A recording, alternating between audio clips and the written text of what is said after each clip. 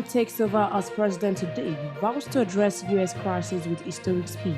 Donald Trump will today be sworn in as the 47th President of the United States of America, bringing with him unpredictability. On the eve of his inauguration, U.S. President-elect Donald Trump promised swift action to address national crisis during a victory rally in Washington, focusing on immigration and economic reforms.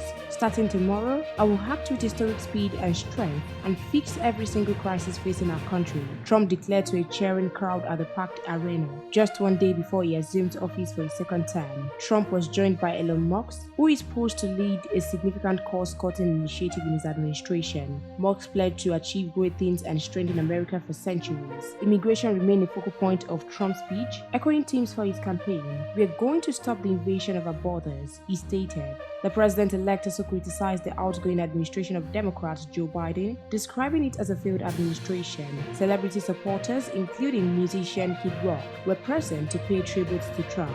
Cold weather forecast prompted organizers to move the inauguration ceremony indoors, shifting it from the Capitol step to its rotunda, a venue last used during Ronald Reagan's inauguration 40 years ago.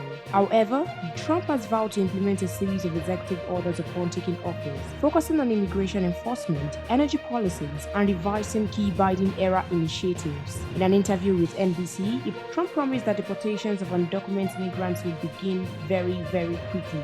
We'll continue to monitor Trump's swearing-in ceremony. Please stay tuned to NaijaNews TV.